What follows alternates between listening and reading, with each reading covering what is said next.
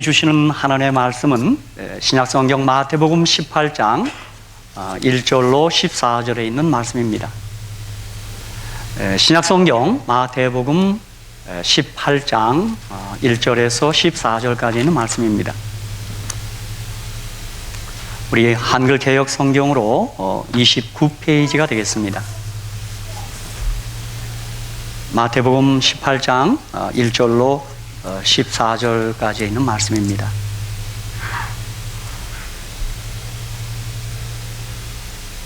제가 봉독하겠습니다. 신약성경 마태복음 18장 1절로 14절까지의 말씀. 그때의 제자들이 예수께 나와 가로되 천국에서는 누가 크니까? 예수께서 한 어린아이를 불러 저희 가운데 세우시고 가라사대 진실로 너희에게 이르노니 너희가 돌이켜 어린 아이들과 같이 되지 아니하면 결단코 천국에 들어가지 못하리라. 그러므로 누구든지 이 어린 아이와 같이 자기를 낮추는 그이가 천국에서 큰 자니라. 또 누구든지 내 이름으로 이런 어린아이 하나를 영접하면 곧 나를 영접함이니 누구든지 나를 믿는 이 소자 중 하나를 실족케 하면 차라리 연자 맷돌을 그 목에 달리우고 깊은 바다에 빠뜨리우는 것이 나으리라. 실족케 하는 일들이 있음을 인하여 세상에 화가 있도다. 실족케 하는 일이 없을 수는 없으나 실족케 하는 그 사람에게는 화가 있도다. 만일 내 손이나 내 발이 너를 범죄케 하거든 찍어내 버리라. 불구자나 절뚝발이로 영생에 들어가는 것이 두 손과 두 발을 가지고 영원한 불에 던지는 것보다 나으니라. 만일 내 눈이 너를 범죄케 하거든 빼어내 버리라. 한 눈으로 영생에 들어가는 것이 두 눈을 가지고 지옥불에 던지는 것보다 나으니라. 삼가 이 소자 중에 하나도 없인 여기지 말라. 너희에게 말하노니 저희 천사들이 하늘에서 하늘에 계신 내 아버지의 얼굴을 항상 배움느니라. 11절은 우리 난해주에 있기 때문에 제가 읽겠습니다. 인자가 온 것은 이른 자를 구원하려 함이니라. 12절 너희 생각에는 어떻겠느냐? 만일 어떤 사람이 양 100마리가 있는데 그 중에 하나가 길을 잃었으면 그 99마리를 산에 두고 가서 길 잃은 양을 찾지 않겠느냐? 진실로 너에게 이르노니 만일 찾으면 길을 잃지 아니한 99마리보다 이것을 더 기뻐하리라. 이와 같이 이 소자 중에 하나라도 이루어지는 것은 하늘에 계신 너희 아버지의 뜻이 아니니라. 아멘. 저는 오늘 이 본문의 말씀을 가지고 중생한자의 특권, 이런 제목으로 함께 은혜를 나누고자 합니다. 복음서에서 우리 예수님께서 천국에 관해 친히 하신 말씀을 제가 한 3마디 말씀을 읽어드리겠습니다. 여러분이 복음서를 읽어보면 우리 예수님께서 하신 말씀 중에 하나님 나라, 천국에 관한 말씀이 참 많습니다. 그런데 이 특별히 마태복음에 보면 사실은 하나님 나라인데 마태는 정말 그 하나님에 대한 이 경외감 때문에 우리 한국도 그러한 면이 있습니다만 하늘 천을 썼습니다. 하나님 나라가 아니라 천국. 우리도 왜 경천 애인 그런 말씀이 나왔습니까? 그래서 이 유대인 마태는 하나님이라 부르지 않고 늘 천으로 대신해 썼습니다. 그래서 천국, 하나님 나라. 그래서 마태 보면 천국은 마치 밭에 감추인 보화 같으니. 그래서 천국에 관한 많은 말씀 우리 예수님이 하셨습니다. 그 중에 제가 3부분의 말씀을 좀 읽어드리겠습니다. 마태복음 5장 20절에 내가 너희에게 이르노니 너희 의가 서기관과 바리새인보다 더 나았지 못하면 결단코 천국에 들어가지 못하리라. 내가 너희에게 이르노니 너희 의가 서기관과 바리새인의 의보다 더 낫지 못하면 결단코 천국에 들어가지 못하리라. 어떻습니까? 좀 이 말씀 부담이 되십니까? 좀 격려가 되십니까? 아마 어떤 분은 이 말씀을 대하시면서 상당히 짐에 눌리는 분이 있는 것 같아요.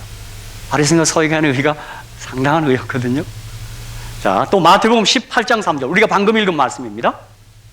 가라사대 진실로 너희에게 이르노니 너희가 돌이켜 어린 아이들과 같이 되지 아니하면 결단코 천국에 들어가지 못하리라. 돌이켜 어린 아이와 같이 되지 아니하면 하늘에 못 간다, 그 말씀입니다. 좀 우리 다 상관 있는 말씀들입니다. 한 말씀을 더 읽으면 요한복음 3장 5절, 예수께서 대답하시되 진실로 진실로 내게 이르노니 사람이 물과 성령으로 나지 아니하면 하나님 나라에 들어갈 수 없느니라. 여러분이 세 분의 말씀이 서로 이렇게 연결되지 않습니까? 그렇다면 마태복음 5장 20절의 말씀은 우리에게 부담을 주는 말씀이 아니라 우리 주님께서 격려하시는 말씀입니다. 바리새인과 서기관의 의는 한마디로 행위의 의, 행함의 의입니다. 어떻게 보면 참 바리새인 서기관들 열심히 율법을 지키고자 했던 사람들입니다. 우리가 아는 상식대로 특별히 율법에 있는 모세오경 토라에 있는 613개의 계명을 지키려고 무던히 힘쓴 사람들입니다. 여러분이 혹 유대인의 문헌 자료들을 좀 살펴보면 유대인 대단한 사람입니다. 항상 겸손한 자세로 다니느라고 이 처마에 부딪혀서 유대인의 이마에는 혹이 사라지지 않았습니다. 우리는 보통 복음서에서 유대인을 읽으면 뭐 못된 사람, 그런 사람이 아닙니다. 유대인은 착한 사람들입니다. 그런데 주님이 이야기하자는 우리가 하늘 가게 하는 의는 주님을 믿는 믿음의 의입니다. 그 의를 주님이 얘기한 겁니다. 그리고 마태복음 18장 3절에서는 돌이켜 어린아이 같이 되라는 것입니다. 이게 3장 5절과 같은 이야기로 born again, 다시 태어나라, 거듭나야 된다는 얘기입니다.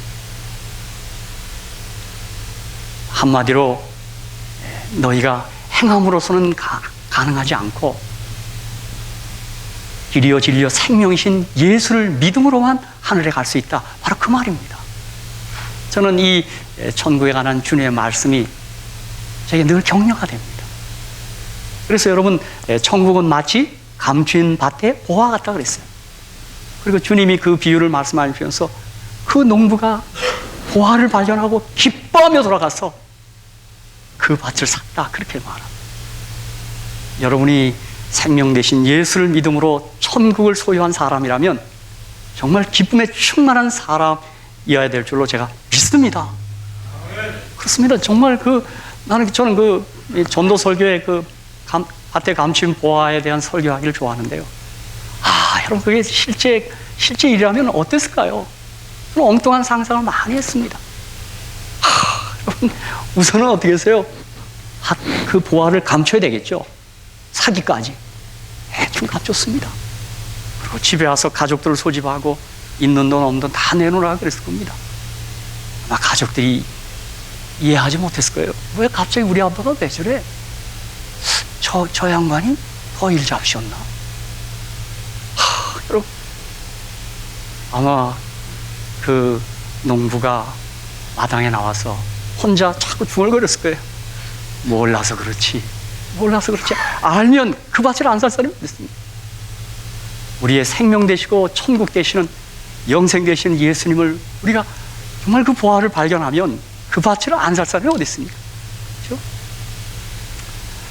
기독교와 종교의 차이, 성경의 종교인 기독교와 종교를 구별하는 아주 중요한 말씀이라고 저는 생각합니다. 우리가 방금 읽었던 천국에 관한 말씀은 기독교와 종교를 구별하는 아주 중요한 말씀입니다. 기독교와 종교의 차이점은 기독교를 제외한 모든 종교는 노력을 통한 인간의 변화를 추구합니다. 우리도 종종 품성 변화 뭐 그런 얘기 하는데, 실은 이 품성이란 말, 성품이란 말도 성경을 보면 사실 생명이란 뜻입니다. 그 히브리어나 헬라어가 자꾸 우리는 뭐 성질이 착하고 자꾸 그렇게 생각하는데, 그래서 어떤 분은 우리 재림교에서 그렇게 잘못 이렇게 초기에 인식하면 항상 전전긍긍합니다. 한번 성질이 나도 성질 한번 못 내고 그게 한번 하늘이 날아가 버리고, 절대 그런 뜻이 아닙니다. 성경을 깊이 보면 그렇습니다. 어쨌든 기독교를 제한 모든 종교는 그 노력을 통한 그런 인간의 변화를 추구합니다. 그래서 종교가 친숙한 단어들이 행함, 혹은 수도, 보행, 공로, 정성, 노력 등이 있습니다. 이게 종교가 늘 말하는 그런 용어들입니다. 다시 말하면 행함이 그 특징입니다. 뭔가 내가 무슨 선한 일을 하여야 영생을 얻으리까? 그런 생각들이. 그래서 복음서에 보면 당시 유대인들이 예수님께도 와서도 저 로마 사람을 낫게 함이 맞습니다 하면서 그가 성전에 헌금도 많이 했고, 주로 이제 그런 생각들이 복음서에 이렇게 깔려 있습니다. 참 안타깝게도 토라를 받은 유대 민족이 하나님이 그 계시를 주실 때 본래 취지와 너무 동떨어진 것입니다. 참 주님이 오셔서 얼마나 마음이 안타까워요. 하지만 기독교는 그 특징이 생명이기 때문에 생명은 우리가 절대로 만들 수 없으므로 생명은 교체를 통해서 변화하는 겁니다. 거듭난다는 말, 다시 태어난다는 말 그 자체가 그런 것입니다. 우리의 노력으로 생명을 만들 수도 없고 태어날 수가 없습니다. 외부로부터 생명이 들어와야 합니다. 그래서 어떤 분은 우리가 먹고 마시고 하는 것들이 그게 우리 생활을 통한 신앙 고백이라는 것입니다. 이 생명이라는 건 우리 스스로 유지가 안 되고 외부의 지원으로부터 유지되는 거예요. 하나님의 생명의 역사에 대한 믿음만이, 오직 믿음만이 우리에게 요구되는 것이고, 바로 그것이 우리에게 천국에 들어가게 하는 확증인 것입니다. 종교가 by effort라면 우리 성경의 종교인 기독교는 by grace. 그러므로 이 귀한 생명을 마련하시기 위하여 우리 주님께서 죽으시고 부활하셔서 우리 주님의 죽음과 부활로 이 생명을 마련한 것입니다. 그리고 우리는 이 생명을 믿음으로 받습니다. 그리하여 사망에서 생명으로 죽은 자가 산 자가 되는 순간인 것입니다. 그래서 성경은 사도 바울을 통해서 아담 안에서 모든 사람이 죽은 것 같이 우리 아담에서 죽은 자입니다. 아마 유교나 불교 종교인들이 들으면 속상할지 모르지만 석가모니도 홍자도 죽은 자입니다. 다 죽은 자들입니다. 그들이 하는 착한 행실은 죽은 자의 행실입니다. 성경은 죽은 자가 열심히 행하라는 것이 아니라 죽은 자가 산 자 되라는 그 요청입니다. 아담 안에서 죽은 자들이 예수 안에서 산 자가 되는 일, 그것이 천국에 들어가는 첫 걸음입니다. 아담족, 사망족이 예수족, 생명족이 되는 것입니다. 사망에서 생명으로 옮겨듭니다.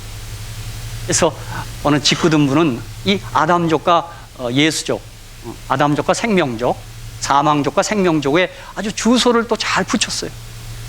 아담족의 주소는 살기도 괴롭군 죽으면 좋으리 44번지. 생명족 예수족의 주소는 은혜도 신안군 안식면 행복동 77번지라고. 아주 그렇게 아주 잘 붙였어요. 맞습니다. 사랑하는 성도 여러분, 다시 말씀드리지만 예수 생명을 소유하는 것, 이것이 구원이고 이것이 성경이 말하는 최고의 복이며 이것이 천국입니다. 주님이 이 말씀을 그렇게 말씀하신 거예요. 그래서 천국은 침노하는 자가, 침입하는 자가 없겠다고 그랬고 다 계속 그 얘기한 겁니다. 시대소망 301페이지에서 파이프님께서도 그리스도를 그 진정한 품성 그대로 보고 그를 마음에 받아들이는 자들은 영생을 얻는다. 받아들이는 자들은 영생을 얻는다. 그리스도께서 우리 안에 사시는 것은 성령으로 말미암는 것이며 믿음으로 마음에 성령을 받아들일 때 곧 영생이 시작된다. 그렇게 말씀합니다. 그런 면에서 종교의 궁극적인 관심사는 도덕과 선행과 윤리입니다. 하지만 기독교의 궁극적인 관심사는 생명입니다. 구원을 얻는 것이고 소위 천국에 들어가는 것입니다.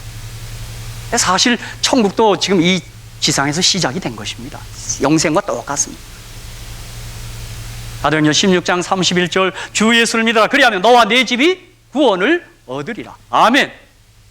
저는 이 말씀이 얼마나 좋은지요. 너와 어떻게 해요? 내 집이. 오늘 저와 여러분이 너 속에 들어가 있습니다. 마침내 우리 온 가족이 구원받을 줄로 믿습니다. 너와 네 집이 구원받는다 그랬어요.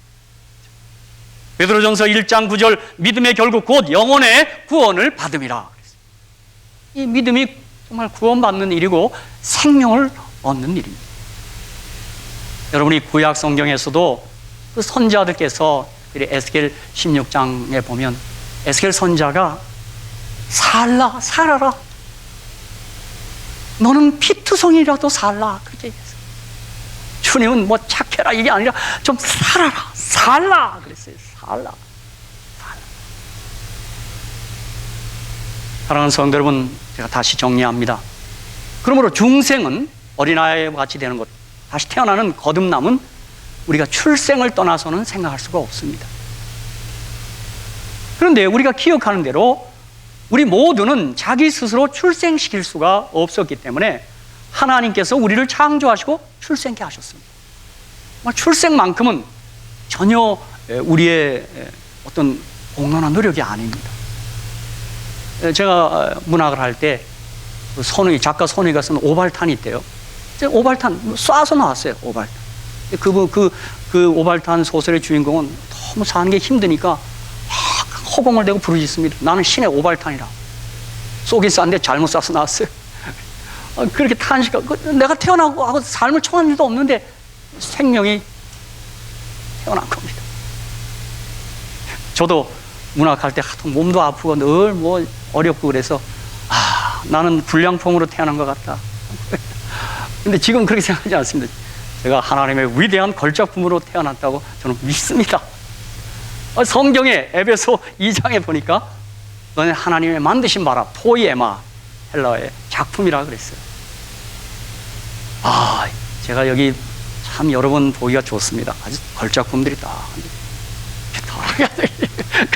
우리는 하나님의 작품입니다. 그렇죠? 그러므로 같은 이치로 중생 또한 우리가 해보겠다고 하면 그것은 하나님을 대신하겠다는 참남함이 되는 것입니다. 그래서 기독교와 성경이 말하는 구원이 전적으로 하나님의 은혜로 된다는 것을 그렇게 강조하는 것입니다. 물론 이 거듭남 중생은 여러 가지 방법으로 나타납니다. 어제 저녁에도 잠깐 얘기했지만 어떤 격렬한 경험을 통해서 거듭나는 사람도 있고 어떤 사람은 신앙 가정에 태어나서 소리 없이 이렇게 거듭나는 분들도 있습니다. 저는 그것을 일컬어 핵가닥형이 하나 있고 천지 개벽, 천지 진동형이 있고 동해 일출형이 있습니다. 아주 해가 조용히 뜨는 거예요. 저는 감히 밝힙니다. 저는 천지 진동형입니다. 그냥 막 살다가 그냥 신앙도 아무것도 모르다가 80년 가을에 주님 만나서 제가 정말 헷가닥했습니다. 저는 79년 가을까지만 해도 내가 목사가 되리라고는 꿈에도 생각을 못했습니다. 오늘 가만히 지금 내가 목사 된 게 꿈인가 생신가? 제가 어제 저녁에 얘기했는데 제가 막 회심하고 신학을 하고 목회하다가 군대 동기들, 그 다음에 대학 동창들, 서울시 공무원 그 동료들을 거리에서 만났습니다. 한 번은 연대장 당번하던 김영수 병장을 만났어요. 얼마나 반갑던지. 제가 그때 연대장님 그 주치 간호사 거기 가서 주사도 놓고 그런 걸 자주 불려다니면서 했습니다. 그래서 제가 그때는 신앙도 안 할 테니까 그 연대장 당번병한테 따까리라 그럽니다. 그 군대에서. 내가 주사나 노조로 갔다가 그 조니 어카 블랙 연대장이니까 한 잔 달라 그래갖고 몰래 살려고 그런 위생병이었어요. 그런 사람이 목사가 돼서 거리에서 만나니까요, 그 사람이 나를 계속 쳐다보고 웃더라고요. 한참 웃어요. 서울시 공무원으로 제가 결혼할 때 초청해서 했더니 믿어지지가 않나 봐요. 서울위생병에서 결혼하고 오긴 왔어요. 그러더니 그 얘기는 앞뒤다. 제가 그때 좀 이렇게 어려운 사람 돕는 그런 박석이가 그런 석이었습니다. 그런데 어떤 분은 그때 될 것 그때 목사 될 것 같더라 그러더라고요. 그러니까 이게 저 같은 경우는 무슨 형이에요? 갑자기 된 그런 거듭나요. 그런가 하면 예쁘게 이렇게 교회 안에서 크면 또 신앙가정이 태어났어. 그러면서 주님을 아주 조용히 만나는 동해 일출형도 있습니다. 저는 어제 저녁에도 얘기했지만 저는 동해 일출형을 부러워합니다. 갑자기 막 그렇게 썩 좋은 게 아닙니다. 근데 저희 재림교회는 이런 주로 개혁하신 분이 많아서 그런지 핵가닥형이 그렇게 많지 않은 것 같아요. 이렇게 조용한 그런 형이 많다. 그래서 제가 개신교 집회를 혹시 유튜브 같은 걸 이렇게 한번 가서 그분들 간증하는 거 들어보면 그분들 간증은 천지 진동형이 많더라고요. 제가 최근에도 우리 김진경 장로님께서 김용희 선교사 유튜브를 한번 보라 그래서 유튜브에 들어가서 그분 거 들어보니까 정말 그들의 집회는 좀 우리와 좀 성격이 좀 다르고 막 뜨거워요. 뭐 특창 같은 거 할 때도 보면 주로 세상에서 방황할 때 나 주님을 몰랐네. 그런 것들이 많아요, 보니까. 사실 중생은 한 세대에 걸쳐서 일어날 수도 있고 순식간에 일어날 수도 있습니다. 사람들이 그러한 결단의 위치에까지 도달하기 위하여 택한 길들은 상당히 직선적이기도 하고 우회적일 수도 있습니다. 하지만 어떤 길이든지 우리는 항상 마지막에 가서 우리를 환영하시는 생명 되시는 사랑이신 그리스도를 모두 다 만나는 것입니다. 뭐 동해 일출형으로 만났든 천지신으로 만났든 언제나 길이요 진리요 생명이신 예수를 만나고 예수를 향하여 주는 그리스도시요 살아계신 하나님의 아들이라고 고백하는 것입니다.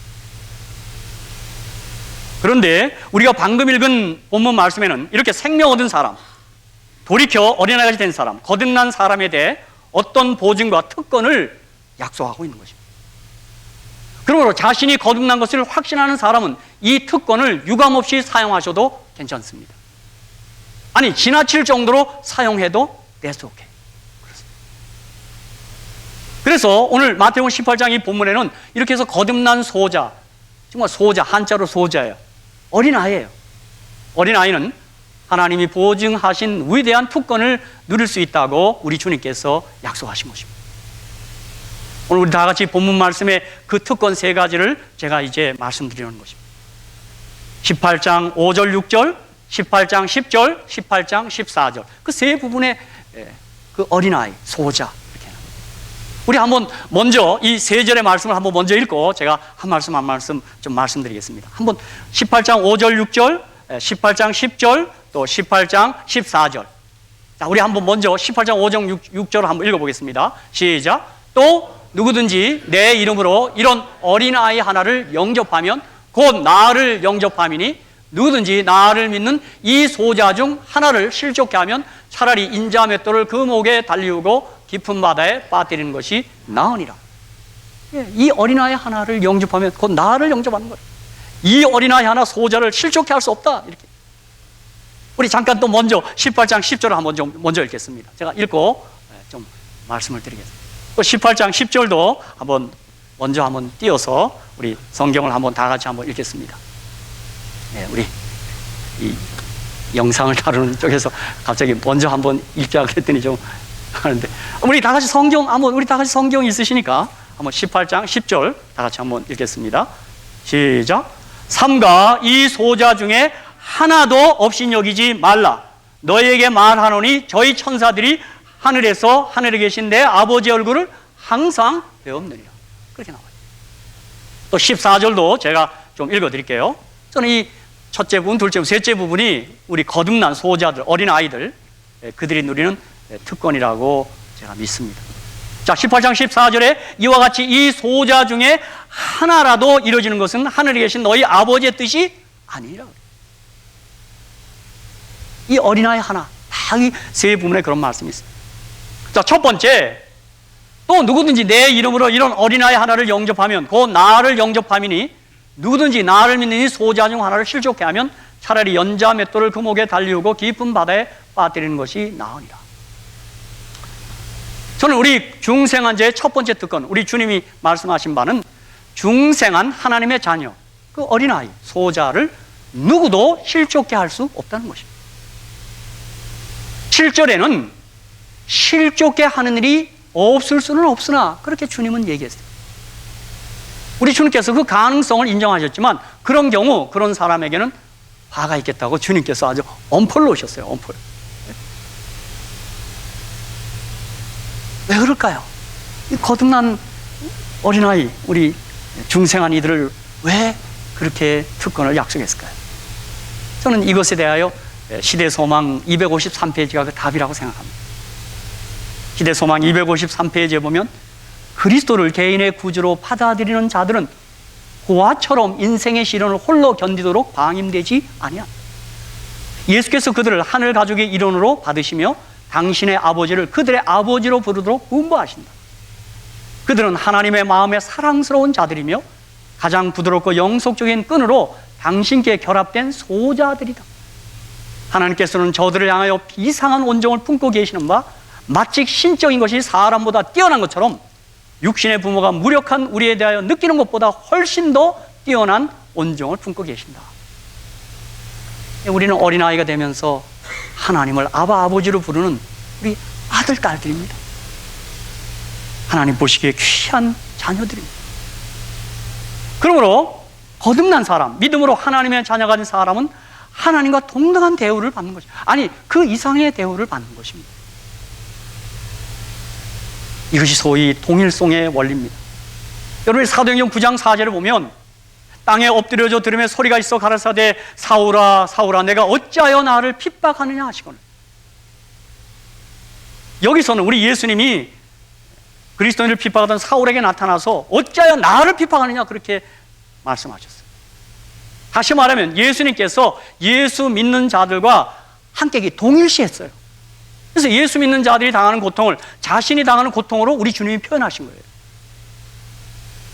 우리가 다시 태어나서 거듭나서 하나님의 자녀가 되는 순간 하나님과 우리는 하나입니다.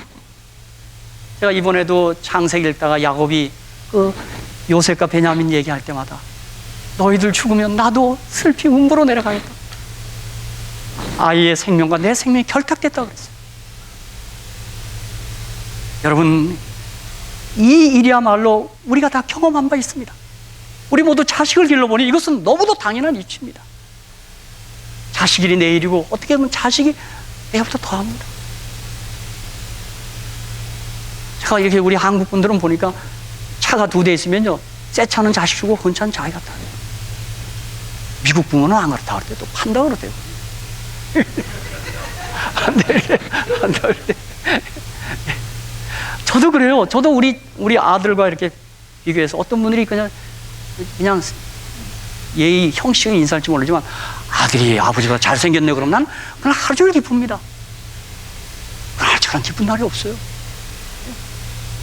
그건 아마 우리가 경험해서 알아요. 참 자식이 뭔지요. 그렇죠? 정말 신기해요. 우리 여기는 지금 VBS를 안 하는데 제가 나생에 있을 때 VBS를 해요. 젊은 분들 참 아침에 일찍 교회 나오는 게 어려운가 봐요. 10시로 늦춰놔도 그렇고 힘든가 봐요. 그런데 그 아이들이 성경학교 발표하는 날은 한 번도 지각하지 않아요.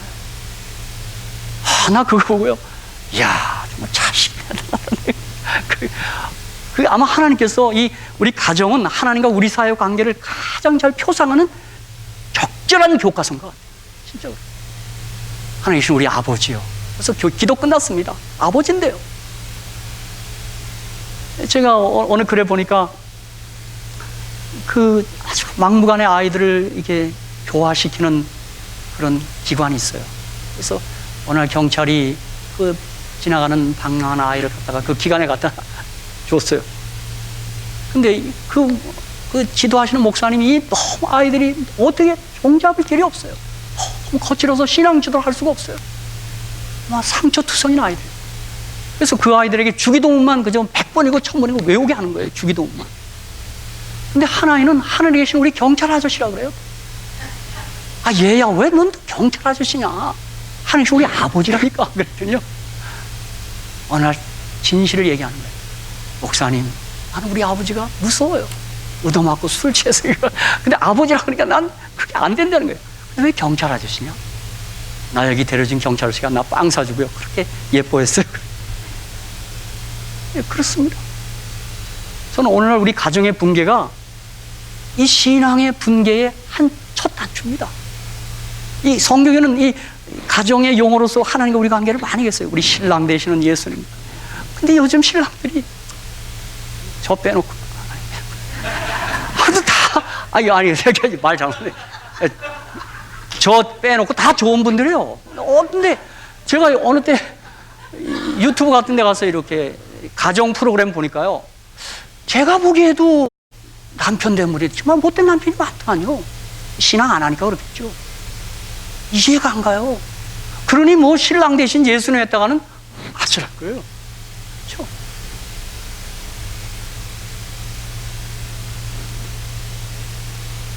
사랑하는 성도 여러분, 거듭난 우리를 아무도 건드릴 수 없습니다.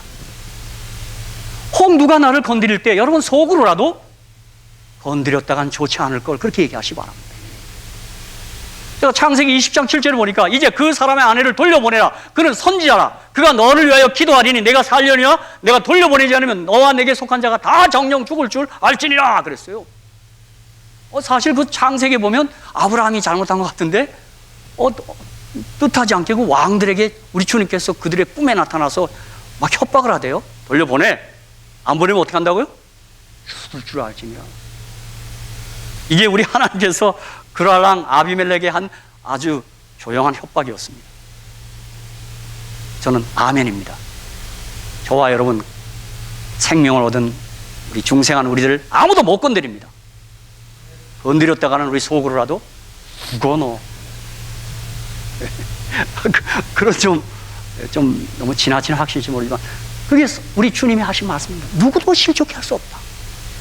어느 때는 우리를 죄에 빠지게 하는 것도 실족해 하는 거예요. 그렇게 할 수 없다 이거. 너 죽어.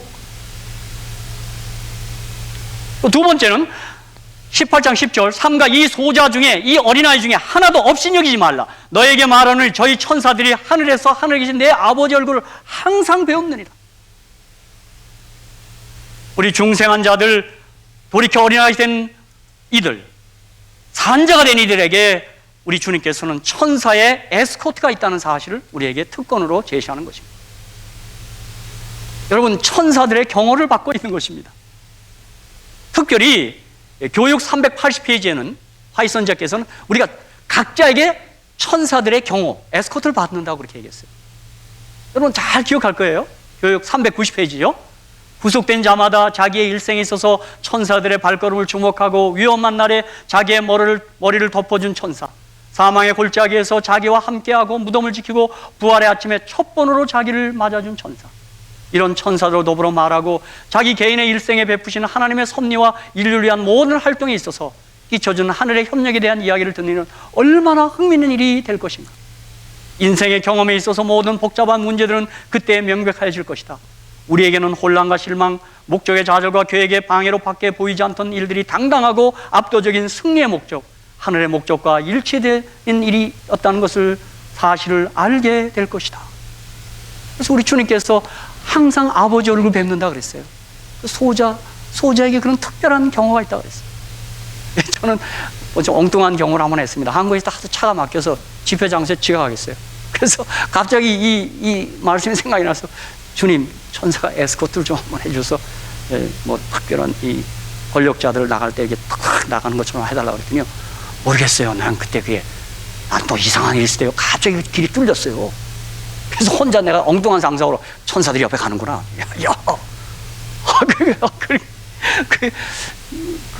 그 괜찮은 착각 같더라고요. 괜찮은 것 같아요. 여러분, 우리가 또 내일이면 중동부 야영에 이렇게 왕래하는 많은 분들이 있는데, 여러분 다 그렇게 기도하고 가시겠지만 여행길에 천사의 경호가 있다는 것을 절대 잊지 마시기 바랍니다.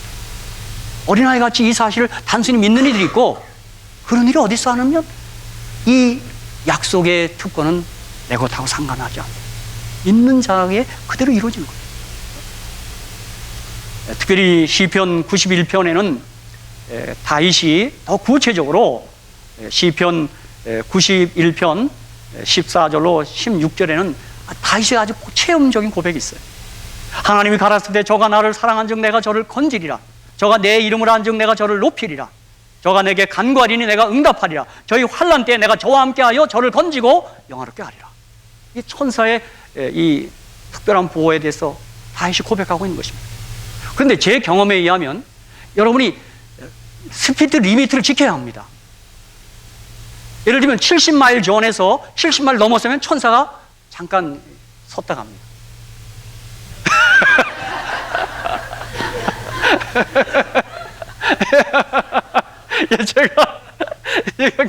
제가 가상한 것입니다.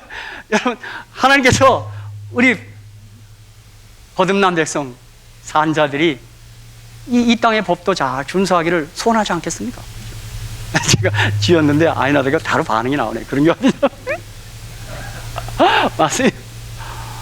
사실 우리가 이제 재림해서 하늘에 가서 우리 화이트분이 이야기한 것처럼 우리가 위기를 당할 때 기적 같은 보호를 받았다는 것을 우리가 알게 될 것입니다.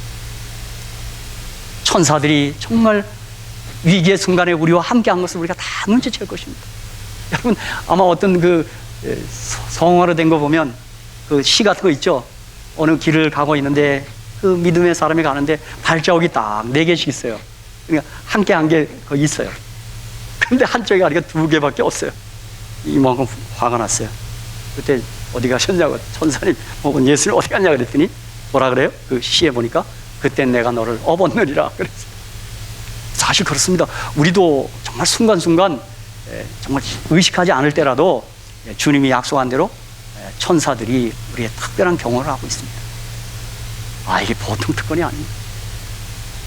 끝으로 18장 14절에 이와 같이 이 소자 중에 하나라도 이루어지는 것은 하늘에 계신 너희 아버지의 뜻이 아니다.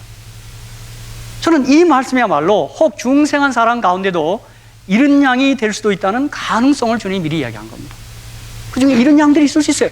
거듭났을지라도 약간 백슬라이드 할 경우를 주님은 열어놨어요.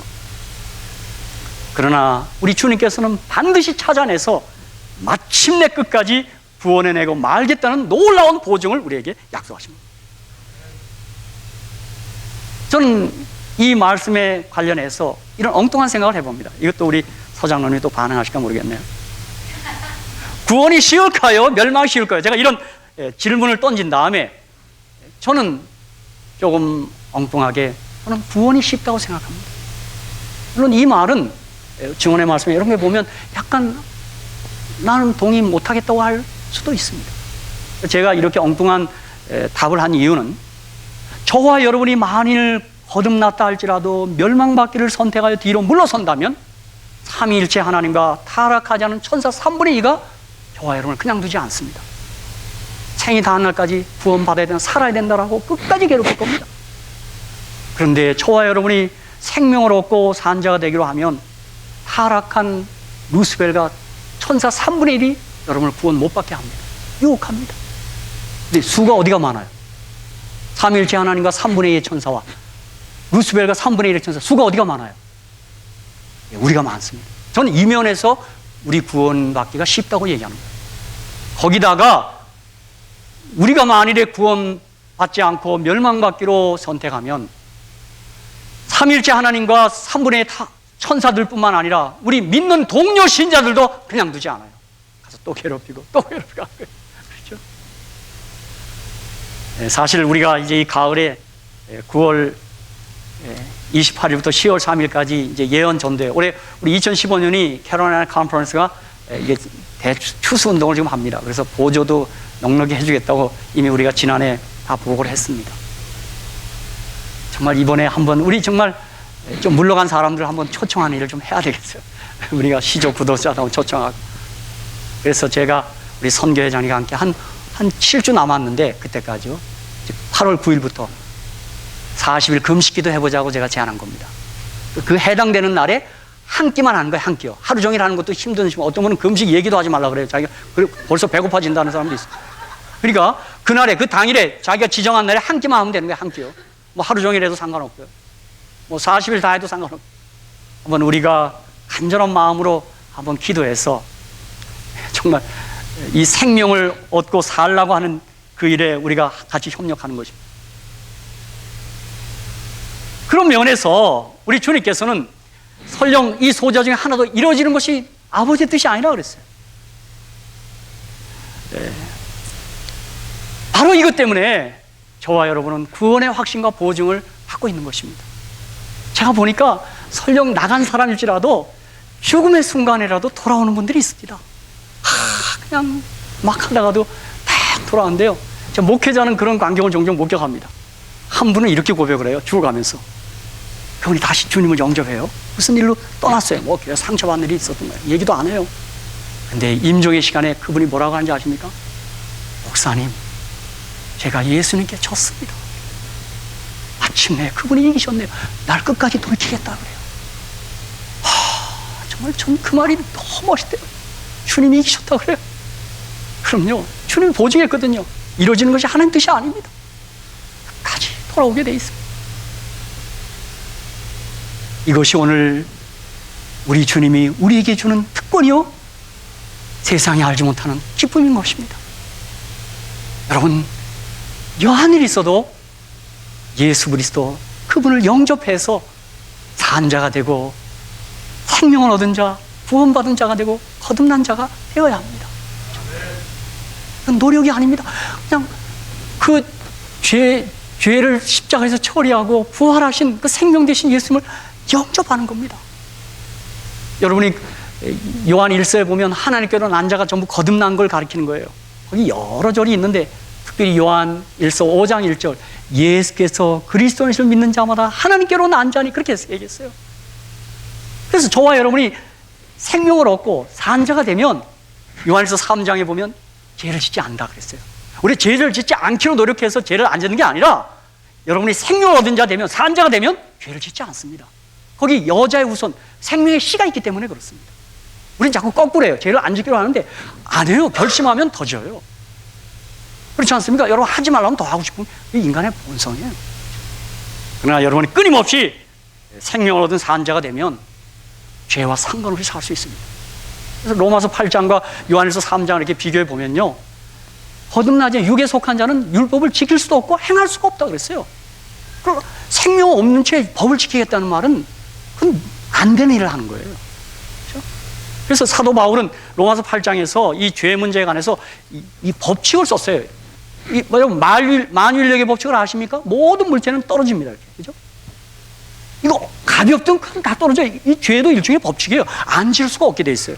근데 생명의 성령의 법칙이 우리를 죄에서도 이기게 하는 거예요. 죄는 노력이 아니라 법칙이에요, 법칙이요.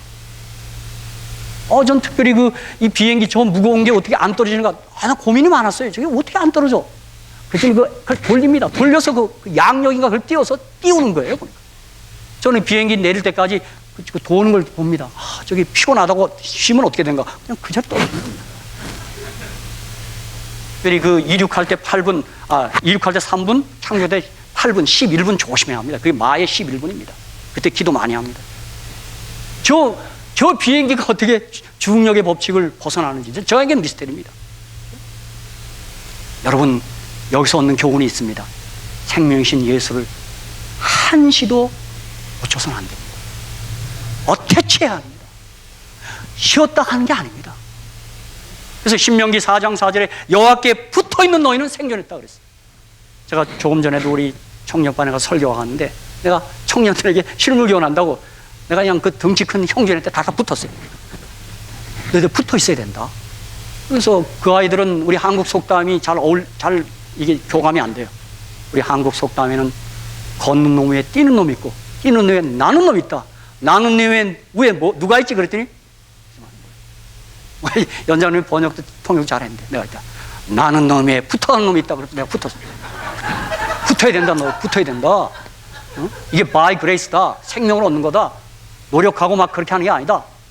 그랬더니 제가 몇 차례 그걸 인상을 준다고 형제한테 붙으니까 제가 붙은 걸 싹 피하더라고요. 붙어야 너희들 어태치해야 된다. 말씀을 마치겠습니다. 사랑하는 성도 여러분, 우리 모두는 예수를 믿음으로 하나님의 자녀로 탄생한 사람들입니다. 그래서 저와 여러분은 하나님의 눈에 넣어도 아프지 않을 하나님의 귀한 아들과 딸입니다. 여러분, 이 사실을 우리를 얼마나 복치하는지 모릅니다. 그러니 당당히 살아야 되겠고, 아울러 우리도 이제 조금 더 철이 들어서 효자 노릇도 한번 해야 합니다. 그것은 순종입니다. 순종이 제사보다 낫단 말이 그런 의미입니다. 전 이번에 요셉의 이야기를 최근에 읽으면서요, 참 요셉 효자입니다. 정말 그 147세 아버지가 마지막 유언을 합니다. 근데 요셉이 그 말 떨어지자마자, 아버지, 제가 그렇게 하겠습니다. 내가 그걸 읽다가요, 약간 눈물이 확 돌았습니다. 제가 영어 성경에 보니까 I will do as you say, what you say인가 이렇게 딱 해놨어요. 그걸 프린트 해갖고, 주님, 저도 아버지 앞에 좀 효자 노릇하게 해주십시오. 언젠가 아버지 제독도 좀 보세요 하는 효자가 돼야 되지 않겠습니까? 저는 수많은 그리스도인들 가운데 제7일 안식에 지내는 교인들은 효자, 효녀라고 저는 믿습니다. 우리 순종하는 백성 아닙니까? 그렇죠? 한번 다 같이, 제가 영어가 이게 맞습니까? 잠깐. I will do as you say, what you say. 어떻게 말해요? 제가 그 요셉의 이야기 이번에 읽으면서 막 많은 은혜를 받았어요. 자, 아버지께 효자도 순종도 한번 해야지. 그럼 그 아버지 말 그대로 하더라.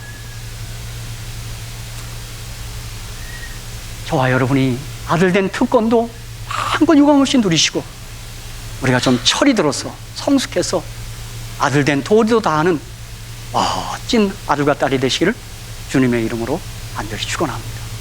네, 감사합니다.